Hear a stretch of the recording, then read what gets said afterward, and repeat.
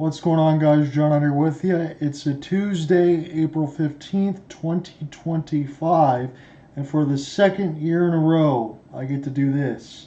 Make a wrap-up video to the 24-25 season for the Waterford Sharks. Look, this one did not end the way that the Sharks wanted it to. It went to 5 games with the Muskegon Voyagers, and it was all one-goal games. Absolutely incredible, though, in that mix. 4-3, Sharks took game 1. You have a 6-5 in the mix of game 2, some 3-2s that were split at Waterford at Lakeland Ice Arena, and then another 4-3, the first one of overtime in this series, but 5 straight games decided by 1 goal. And there's a lot of retrospective to think about all that, even with there's only been 4 teams this year. And the Sharks, the Voyagers, the Detroit Warhawks, and the Alpena 45ers. But you will never see something like that again. Although you can probably say for a 6th straight season, it's going to be the Muskegon Voyagers and the Waterford Sharks doing battle in the finals. Once again, I'd have to imagine in between the Sheboygan Wendigo and the Flint Shadow, it's going to be hard as an expansion team to go ahead and try to make those big moves against these two teams, because I expect things to be as they are.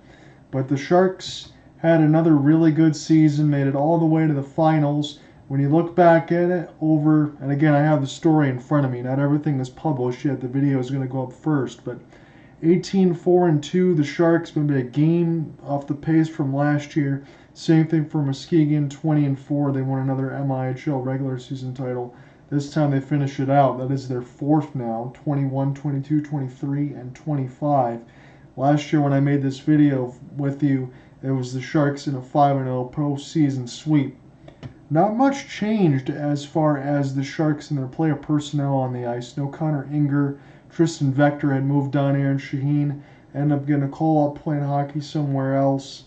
The Sharks did make a change in behind the bench. That was something that we can talk about as well for Matt Berger, and I will mention that as we go forward. But there are some stories that I really want to share alongside all of you. Now, certain things that were off the record, obviously as a journalist, I can't share those for you because that would completely take away from all of the standing and everything else that we have on board. And I want to make sure that I keep the relationships with everyone else intact and forthright. But there is a couple stories that I want to share, and maybe some of this information some people would not want me to talk about, but I have to do it anyway, because if I don't, I think it's also making a light of a situation that you should be aware of and not putting it in the dark. So as far as this season wrap-up, everything else was business as usual through the Alpena 45ers, the former Gaylord Snow. You won a couple of those games. It was very high scoring. Some of the situations for Alpena was headhunting, and that's, some of the things that you kind of want to take out of the league. It's not really a kind of situation. I know it's going to be an adjustment from all of that, but it makes things really hard to police. You're in the Michigan Independence Hockey League. You got 4 teams. You're trying to get to 6 next year, alongside first ever commissioner Scott Brand, although he's got plenty of experience across all his other leagues. But you're trying to make sure that you build everything else up, and in that instance, you want to be able to keep things a little more clean. Not saying you're not going to have hits.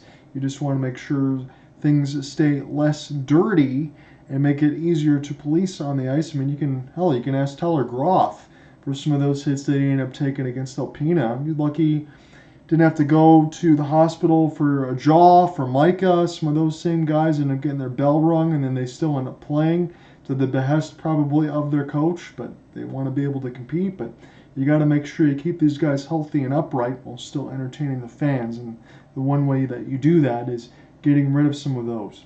But my experience is on the road. Again, on the same side from where we stayed at the Fairmont. I just want to go ahead and say, as all the players know, within the management, all the staff top notch and everything else, the way that they treat the Sharks, and absolutely fantastic.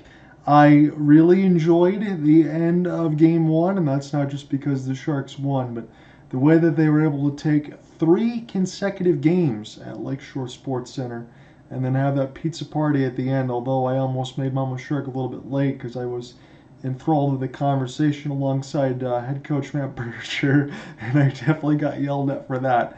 I can't talk about all the idiosyncrasies when it comes to it, but just know that I'm very appreciative to Matt and his openness and the direction of everything else. And I do want to mention this, as far as going into Game 2, when I got a chance to talk with Groth and Justin McCalmus, who were very gracious to give me some pregame quotes that I could use, and for the latter for Games 1 and 2.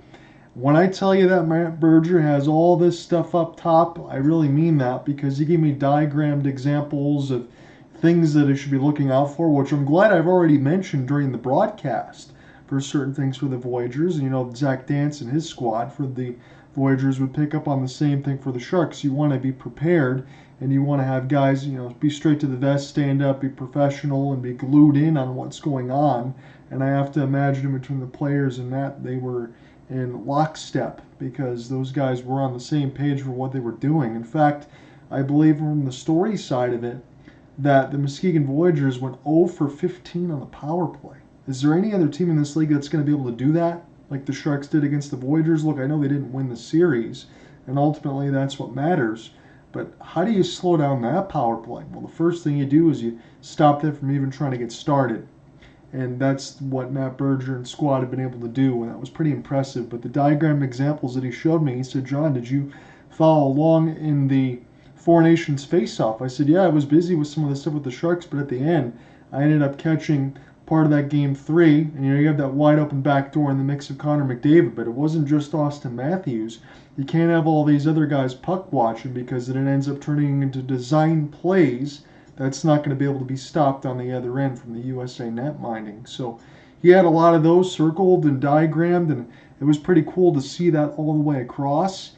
And I know that he was very prepared, and just to have some of those stories and shared, I kind of realized that the Sharks knew exactly what direction that they wanted to do. And I have to imagine even for Alex, because I think Berger was part of the M1 United Griffins side of it, and between Royal Clausen, Ferndale, Berkeley, that wasn't exactly easy for him to do, because Berger wants to spend some time with his family, but also mend a group of really good men on this side that know exactly what they're doing and figuring out what's next for them to try to push into the playoffs. And I think the Sharks really did a good job of that.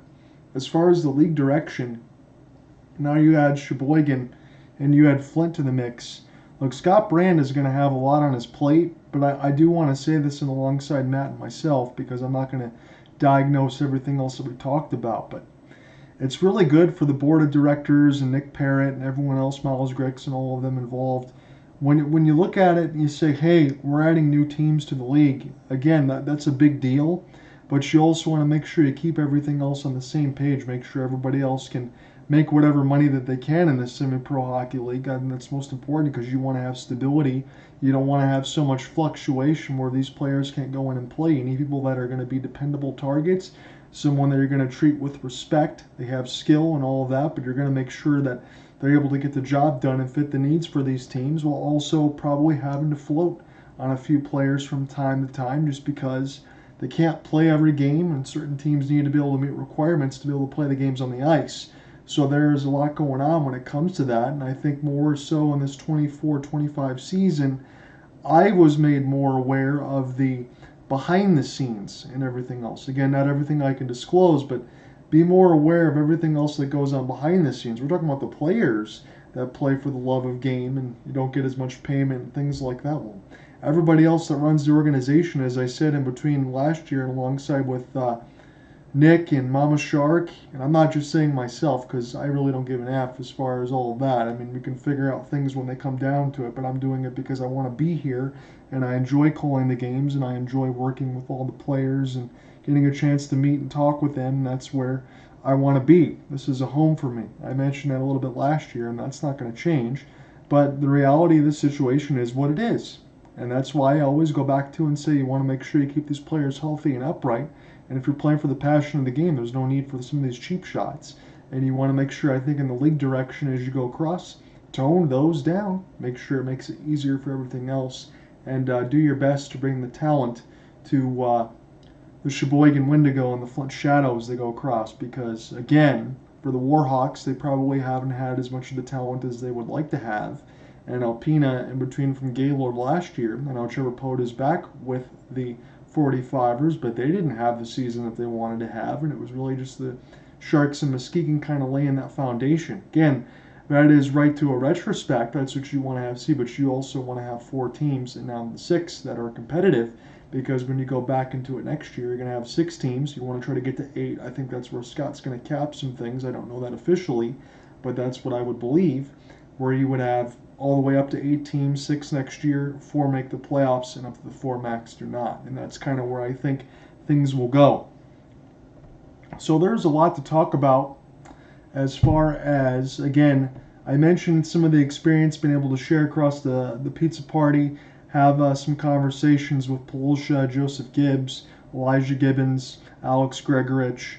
I got to tell you, honestly, I was, man, I hate to say that, but I have to this way. I was very choked up at the end of the game, at least a little bit. I couldn't show it outright because I didn't want to embarrass Hunter Keppel. But when he came with the story at the end of the season talking about how his grandma unfortunately just passed away, and he said one of his favorite memories was listening alongside with his grandma on the broadcast, saying how great of a job everything has been, and specifically mentioned my name, which hit me right in the heartstrings.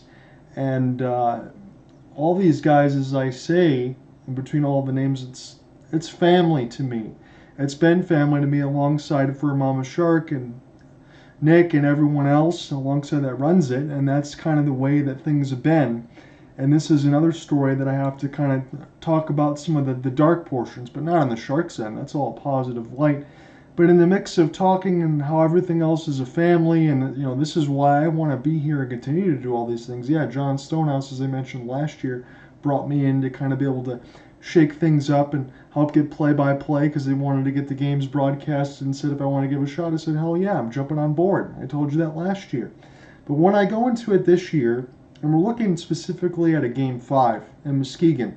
And this is, again, this is not on Terry, this is not on Jay, this is not on the players. Again, that's not where any of my stuff comes from in this story, but this is something I got to share with you. So as far as when we get to Game 5, we get all coordinated, get prepped. I get the notes there from Laura as far as the shout-outs for the team. I know there might have been some issues on the broadcast side. Believe me, if I could do the troubleshooting portion of that, I definitely would. Again, that's going to be in between everything on the Go Live side, but the YouTube post that's now up has everything that's all intact. It was difficult, I think, for everyone to access during the game time. If I wish I could have done all that at the same time while doing the play-by-play, I definitely would have. And I'd share your concerns, and as always, I try to get everything out in a timely fashion to make sure everything is as good as it can be on my end. So I see your frustrations, and trust me, if I could do anything to alleviate those, as always, reach out to me at John Ryanot, and I will do my best because I care more than anyone as making sure that the broadcast is A-OK because I want to do it the right way. But this leads me into this point. When John and Nick brought me into this last year, and they saw the writing and everything else I did on Hopeless Sports Guy, yes, I work for the Sharks.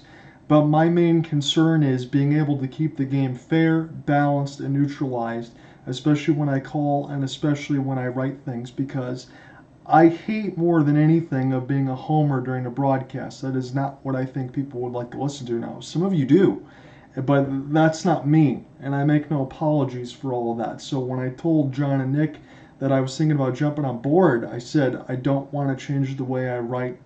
I will definitely call games and take ideas and try to flush things out and make myself better, but I'm not going to do homer calls, and I'm not going to do homer coverage because it's just not the way I want things to be. I don't think for the majority people really care to listen to all of that. So cool, no problems here, no worries. They were kind of laughing at me even when I brought that up, so that's not even a remote concern of ours, but trust me, as doing the play-by-play, it's a concern for me. I want to make sure that you guys are entertained, and I want to be able to bring other things to the broadcast while giving a fair and balanced play-by-play and right, because it's important to me. So when I go into this Game 5 after we get all set up in between Laura and I, we get the notes, the family shout-outs, I'm feeling good. I'm in the game face, I'm prepped, I'm ready to go. Again, I'm not on the ice doing battle with the other players, but I want to bring something good to the broadcast, and I'm sure Terry wants to do the same thing for the Muskegon side. But when I go in, and we go to the front ticket desk side of it. Again, Laura's game day operations, but she's also a million other things and behind the scenes, and everybody knows that on the Sharks side. For me, I mean, a lot of people probably aren't even familiar with me on the outside. I know everyone else in the Sharks is, and I'm very appreciative to all of you. Trust me, I'm going to get to that in a moment. But when you think about everything else, and I walk up in front, and normally you go ahead and you take that turn to the left toward the back side of the locker rooms, because you got Muskegon's got their side for the home and Waterford's got their side on the other end. So we cut back in. I'll go back down the tunnel and through some of the cords where Go Live's going to be, and then to go ahead and you just park the buses, especially for me, over the next 25 minutes before we get actual into the game. And when I get greeted at the ticket desk and said, "Oh, you should have been here earlier," and I'm not going to name out the person who did not have a good day after this, because that's none of my business. But, "Oh, I should have been here earlier," or "the broadcast people were already here. I can't let you in. You can walk around like everybody else. I don't care what you have." And look, this is not me saying anything because of cerebral palsy. I don't give a crap about any of that. I have no problems getting around. I don't ask for special or differential sort of treatment. But, flat out, the person that was over there, it was going to essentially die on a hill and be the boss of everybody. When, look, I'm not going to BS you and say that I'm not part of the team or I'm doing play-by-play just to cut and save 30 seconds into the route. I just want to make things easier as far as this is where we always go. This is where I've been in the last 2 years, kind of get everything in the routine. But that wasn't happening. I don't have any problems going in the front door, getting stamped and all that. But my main thing to you was I felt so disrespected on that side, and I just feel like when I went to Muskegon, especially in that game 5, again, I can't speak for games 1 and 2 because fans have their own things. Obviously, fans can be, they want to make sure that their team wins at all costs. Sometimes things get said. I'm not over there. I'm doing the broadcast side, but things get said that make people angry. But the really sad part is how disrespected I felt just walking in front of the door. I mean, I'm doing the broadcast, but it's not. Let me put it this way: it's not just for the Sharks. I mean, I am a representative of the MIHL, am I not? On the side for Scott and Nick and everything else. And when you see all the things that I write and do, I was talking about all 4 teams every year. Yes, you're going to be a little more excited when the Sharks score. Obviously, that's the way things work. But I try to be fair and balanced to everything else. But I felt like they didn't even want a video broadcast. Like it's going to be Terry's or nothing else. I'm not saying that's the right or wrong thing. You should have home and away announcers that bring different perspectives and mentality. But to act like I don't even need to be here to do a video broadcast, especially in a finals game, that really rubbed me the wrong way. And that was not a good experience. I hope that things will change. And again, I'm not trying to single out anybody because I believe with some of the other Lady Sharks and someone over from Muskegon directly removed this person from their post and said, "Please do not be disrespectful to the other broadcasters." That ends up changing some things, so it knows, at least in other people's eyes, that I feel welcome, and that's good. But that was just not a good experience during that Game 5, and I had to share that because it's just something that shouldn't ever happen. So we went over the league direction. I talked about some of the stuff with Matt Berger. I shared some of my experiences. Look, for the Game 5 side, I wanted to make sure, even though I know I was asked to join everyone else down in the hotel through the hot tub, but I wanted to make sure that the guys had their own things that they wanted to talk about. I didn't want to take away from that team bonding. Plus, it was like 1 in the morning. I'm assuming everyone else didn't go to sleep till about 3:30 or 4. And I think Alex had golf the next day, so he had to get up super early to go ahead and get with his buddies to go to the outing. So that was really cool. I saw some of those pictures. I saw some photos and other things that I wish I could share. But I want to say this, and between each and every single one of you, again, I'm not going to go ahead and single out names, although I did get a chance to talk to DeGrego and Polsha and Spencer Bowman. McComas reaches out to me a bunch of times. Hunter Keppel. That was a really cool heart-to-heart. I appreciate that between Groth and everything else in the quotes, all the goalies, Joachim Schwenke, Galong, Gibbons. And I said I wasn't going to go ahead and throw out names. But all of you guys, because every single one of you, Theo, Papandrea, John Pranch, I had to say the names because you all say it, but Zach, everybody, I really appreciate you guys taking the time to go ahead and talk to me, especially from the Game 1 and Game 5. Because again, as I mentioned last year, You really don't have to do that. But just know that as appreciative as you are of me being here, I am 1,000% as appreciative of being able to bring this to you. Because again, the play-by-play and the writing is something that I like to do, but I really think of all of you guys and the team as a second family to me. And I think that was already paramount from the first season, and it's doubled down more as I've gotten to know more and more of you across the board. And I want to stay here for as long as the Sharks would like to have me. And I hope to see you guys continue moving along and playing. I know all the mainstay pieces are going to be here as well. I know Nick was thinking maybe after last year whether or not he was still going to be able to run the team. I hope nothing in the grand scheme of things happens to the Sharks and they stay where they are and the league and everything else continues to grow. That's the most important thing. But the way that this organization treats everybody else like family, I can't speak for Alpena and Muskegon and the Warhawks, but just know it's not understated by me, and I'm so happy to be here. I do have the feeling if I ended up wearing Muskegon colors, they would probably circle their arms around me. And I would say, at least for the Sharks, and this is how good they are, even if I was on the opposing side, if I did the way that I still continue to do things, I would have the utmost admiration and respect from them too, because that's the class act that the Sharks are. And that's something in between the four other teams. I think the Sharks have that at the paramount, and it's not close. Again, that might be an opinion to some of you, because I'm around the Sharks more so every day than a lot of other people get to be, but that is the way that they conduct themselves, and that is why I feel like family when I'm around them. These guys are like secondary brothers to me, and I think I can use that word without them getting angry. I know they wouldn't get angry at that anyway, but I think of you guys as family, and I really appreciate everything that has gone on and been done this season, and I can't wait. I'll be excited as hell to do it again next year. Whether the season starts in October or it ends closer to June, because I think we got like a 3.5 week difference as far as being able to start earlier than last year. But now with the addition of teams, it's going to be a little bit different there. But just know that I appreciate you guys, and the heartfelt appreciation and everything else does not go unnoticed.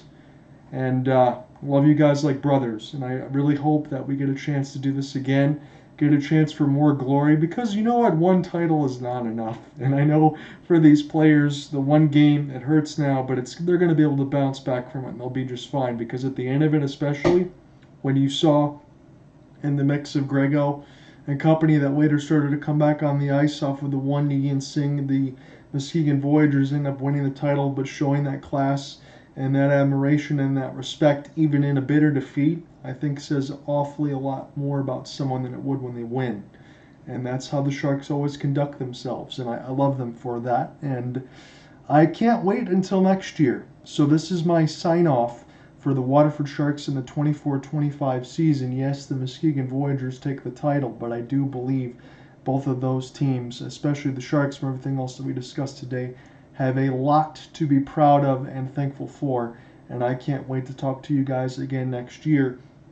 As far as my closeout for this video, I did put this in the story, but I do have Laura's details as she just posted from her Facebook page of the golf outing. When the story and all that comes up, I have those several images. Again, that is going to be starting as far as the golf outing. We make sure Saturday, June 14th. That's going to be at the Links in Crystal Lake in Pontiac, but registration and money is due on Sunday, June 1st. Again, I've included all those details in the story alongside with stats, broadcasts, everything else in this wrap-up. That's it for me, guys. Have a good one. I'll talk to you soon, and go Sharks.